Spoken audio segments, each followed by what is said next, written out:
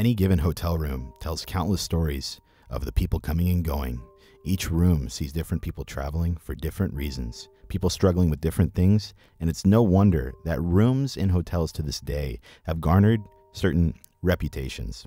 Well, in today's video, we're going to dive into one of those such rooms that encapsulates perfectly the phenomenon of the mysterious hotel room. This mystery today has popped up quite a few times since 2013 on Reddit, each time with quite a bit of speculation. Well, today, I finally seek to uncover what is going on with room 322.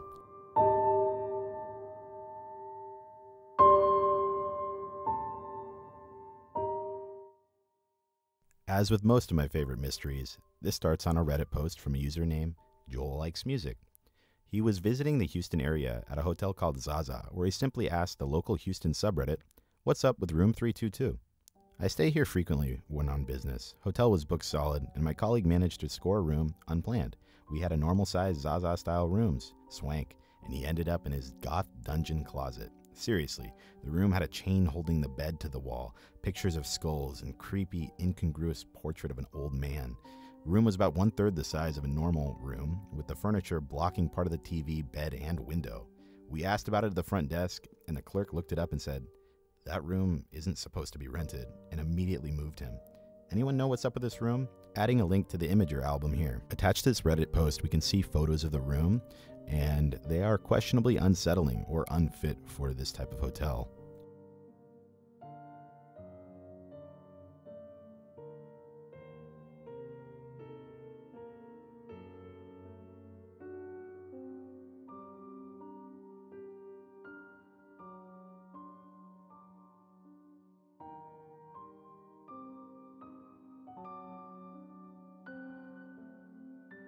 Now that we've taken a look at the photos, let me make some notes here for you.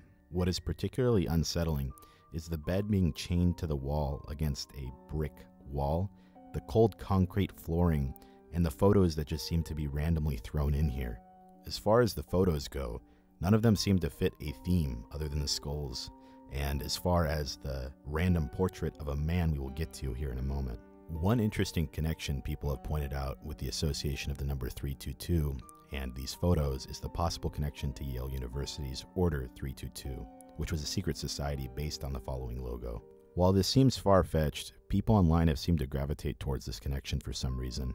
Upon researching into this order, I found out it was organized in 1832, which is a really long time ago, and had a parent company named the Russell Trust Association. And upon looking into their tax records with the IRS, this trust is still around in 2016, totaling about $3.6 million in assets.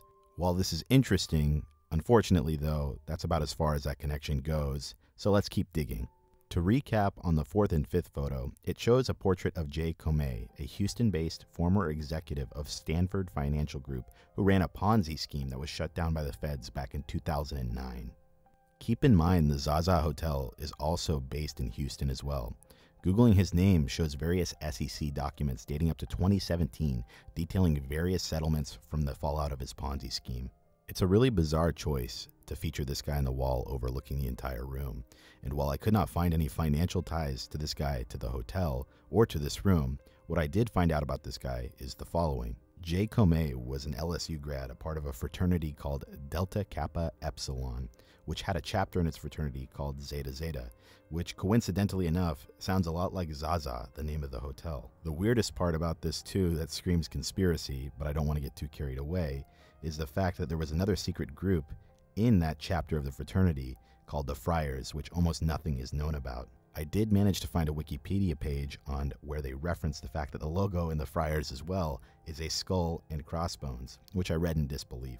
However, yet again, here we hit a dead end. The skull is an absurdly common logo, and it's no surprise that we can get carried away here looking for connections like this. Keep in mind, this is a 4-star hotel, and while this room isn't by far the worst place to stay overnight in the world, whoever designed this room seems inept. But here's the thing, the hotel designers are not inept. Just looking at any of their other rooms disproves this fact. Keep in mind, these suites at these hotels run anywhere from $200 all the way up to about $500 a night on average, and by looking at any of their other photos, makes this room look like it's not even a part of the same hotel. So what the hell is going on with this room? Going back to our OP, the fact that the person at the front desk mentioned that room 322 was not supposed to be rented out fuels this mystery entirely. It seems like OP was definitely not supposed to be in this room, let alone take photos and post them online. After the user Joel Likes Music posted this thread, it managed to gain 2,600 upvotes in the Houston subreddit and made for some wide speculation, some of which I've already covered. But where we get into a bit more detail into what's going on is through the articles from the media outlets that covered this story. When the media outlets reached out to the hotel head of marketing, Kira Coots was questioned about the existence of the room. Here is what the Houston Press wrote about this. Coots told us that this is in fact one of the hotel's theme rooms. It's called Hard Times, and it's a play on a jail experience. We'll note again it's not mentioned on the website, which lists and describes their other theme rooms. While it's a compact room, it has one of the hotel's largest balconies, which overlooks the pool area, she said. The other side of the hotel features another compact theme room. It's called the Ship's Cabin, which resembles a yacht and also overlooks the pool. She says neither room is a secret or kept from being rented. This is really interesting because neither the Ship's Cabin or Hard Times is listed anywhere on the website. And can I just point out for a moment, the name Hard Times is very fitting for something that looks like a sex dungeon. So the hotel claims that these rooms aren't a secret, but they're not listed on the website, and we'll get more on that later. But I have to say, this response from the hotel doesn't answer much of anything and simply raises more questions based on the facts that we can actually verify. First of all, why would the hotel go out of its way to make a themed room to not feature it on the website when they are known for themed rooms? In fact, I'm convinced there's absolutely no way of knowing this room exists because it exists nowhere in the marketing material, advertisements, or anywhere on their website. So I decided to call in. Yes, you said sir. you have a full list of, are they the concept suites? Is that what they are? So our suites range from the top level are the Magnificent Seven suites. There's only seven on the 12th floor, and then we have the Concept suites, which is on the 11th floor, and those are also themed suites as well. And then under that falls the Junior suites. The Junior suites aren't themed; they're just bigger suites with Basic a rooms. little more spacing rather than just a standard level room. Okay, so just to go through this, so you guys have photos here on the website. So just bear Oh with yes, me. sir. We do have Yeah, to. yeah, I just pulled it up. Thank you. So just to make sure the full list of suites here, because I'm gonna let the girl I'm going with decide. So just you guys have the Bella Vita, the Black Label, Fatal Charms, and you've obviously listed the ones you have available. For Your Eyes Only, it happened one night, Rockstar Suite, Tycoon, and then for the concepts. So there's no, okay. So there's no other suites, like no other themed suites. These are all of them. Just these two main ones. Yes, sir. Those are all of them at this property. Okay. And do you guys have another property in Houston? We do. We have the Memorial City location. Is that like a separate website? Same website. If you just go on top where it says hotels, you select it, and it'll give you the option to select Memorial City or Museum District. Okay. All right. Well, I'm gonna look through the photos here, and just to confirm, these are all the suites for both properties, correct, in Houston. Yes, sir. That's correct. Notably, they mentioned all the hotel rooms above the 7th floor are themed, while the ones below are junior suites. Assuming room 322 is on the 3rd floor, why would it be themed? Please also note that I didn't directly ask about whether or not this room exists because it's already been confirmed. The whole point of this is to prove that this room isn't known knowledge to the public or the average consumer. This would mean that you would have had to have previous knowledge of this hotel room existing to even ask for it. This makes it very apparent that they are in fact hiding this room from the general public. Getting back to our analysis. Secondly, why is there a photo of Jay Comey? All of the articles regarding this simply declined to respond in the subject matter. The woman involved in handling this response has been asked multiple times on different occasions and responded, "I'll have to look into it," to which she never follows up. This move by the hotel is a complete cop-out, as they're aware of what's going on online, and to prove that, Kira Coots even notes it in the Vice interview she did. As far as my third point, why would the Redditor be told that the room is not supposed to be booked? In an interview with Vice, the same head of marketing, Kira Coots, stated that the room was available to be rented and refutes the claims of ROP, stating that she looked into these claims, but here's where it gets even more convoluted. The biggest caveat to this whole thing is that people have been removed from this room more than once. This is not a one-off occurrence. To prove this, on another documented account, I want to direct you to a blog on the other side of the internet, to a writer named Hillary Davidson, a year prior to this incident.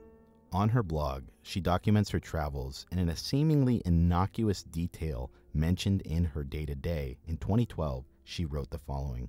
When I checked into Houston's Hotel Zaza at midnight on Thursday night, there was some confusion. My first room was a themed room, known as the Hard Times room. This skull was on the wall. A few minutes after I got there, the front desk called up and said they had to move me. The people at the front desk were deeply upset at the thought of me being stuck in this room. What's interesting here is that this woman's account of being removed from her room is prior to any of this gaining any attention whatsoever. This means we've likely caught some dishonesty, as the hotel's official statement has a verifiable inconsistency dating back an entire year. Since we can't take the official story at face value, and the hotel is not going to answer all of our questions, it's time to break down what's actually going on.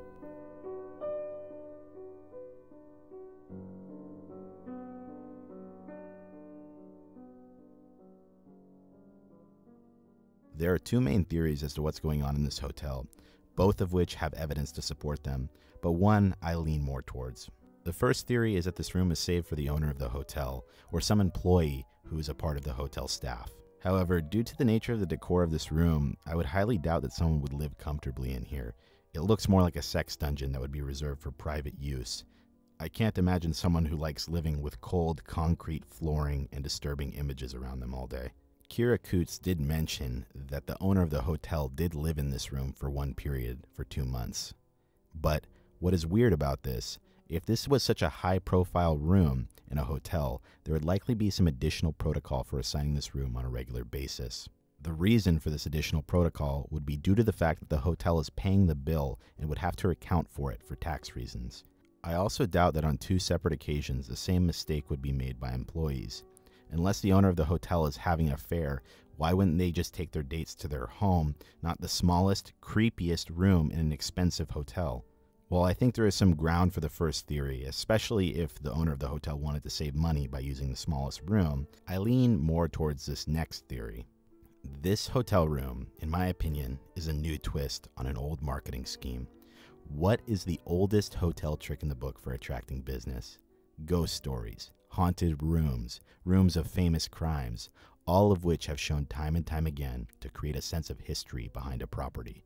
I can guarantee you've almost heard of at least one hotel claiming to be paranormal of some sort. To back up my theory here, note that of all the people to step up in this situation when the story broke in 2013, the head of marketing, Kira Coots, stepped up to the stage to control the situation from the very beginning. What I believe is likely going on here is that the hotel is intentionally moving people out of this hotel room so they do exactly what I've done in this video.